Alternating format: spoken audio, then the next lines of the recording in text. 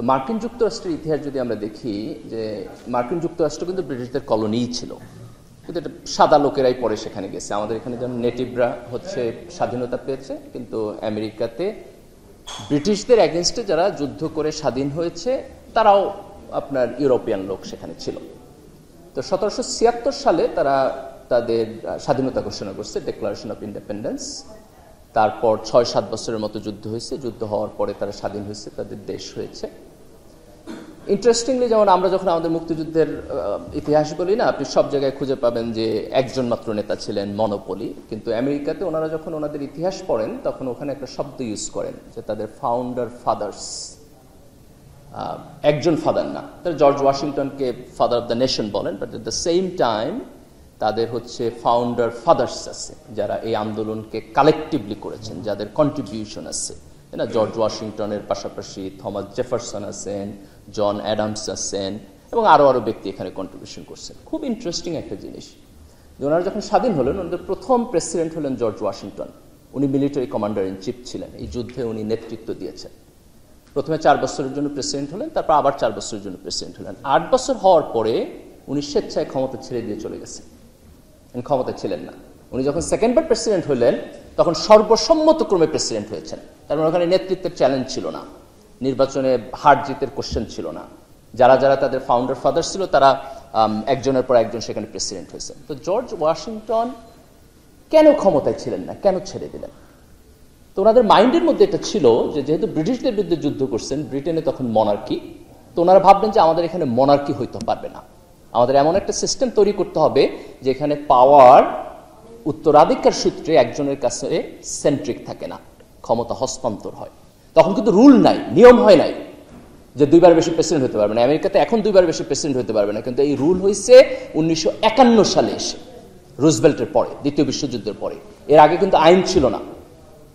কিন্তু আপনি এই 76 থেকে শুরু করে 1950 সাল পর্যন্ত এই রুজভেল্ট বাদে এর আগে একজনকেও পাবেন না যারা 2 বছরের বেশি থাকছে। তাদের গণতন্ত্র প্রশ্নের সম্মুখীন হয় নাই। কেন?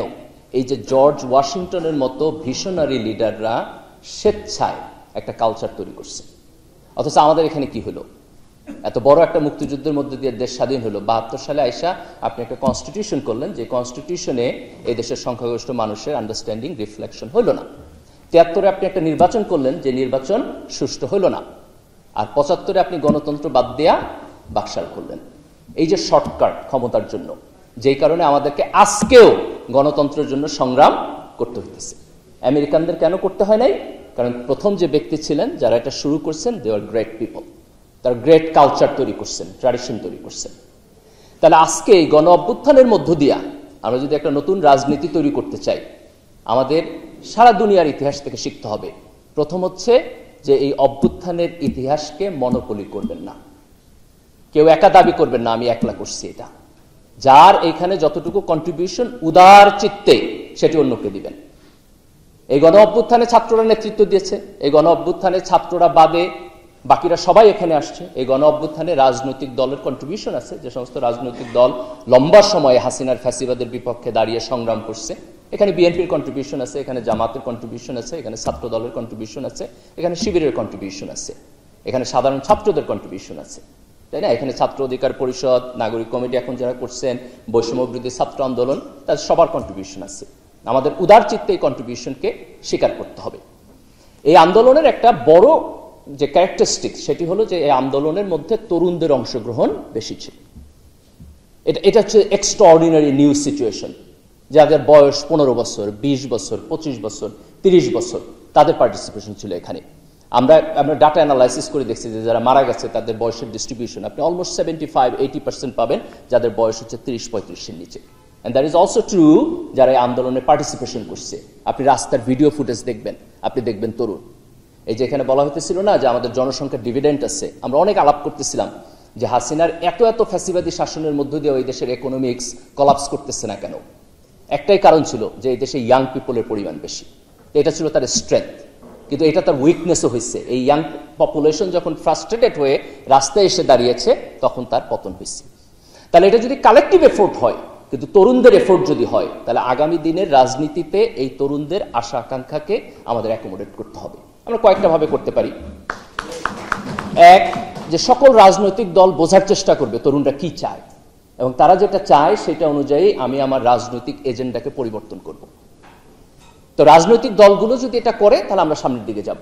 2, রাজনৈতিক দলগুলো তার দলের মধ্যে তরুণদের জায়গা দিবে, শুধু মাঠ পর্যায়ে না, তৃণমূলে না, তাদের নেতৃত্বে। আমরা দেখতে চাই যে বিএনপি এবং জামাত তো এখন বড় দুইটা রাজনৈতিক দল, তাদের যে সর্বোচ্চ ফোরাম, তাদের স্থায়ী কমিটি, তাদের নির্বাহী পরিষদ, সেখানে 50% লোকের বয়স 50%-এর নিচে হওয়া উচিত। যদি রাজনৈতিক দলগুলো ব্যর্থ হয় তাহলে আমরা আবার হাসিনার যে পতন হয়েছে আমরা দেখব, পরবর্তী রাজনৈতিক সরকারেরও একই রকম পতনের রাস্তায় তারা হাঁটবে।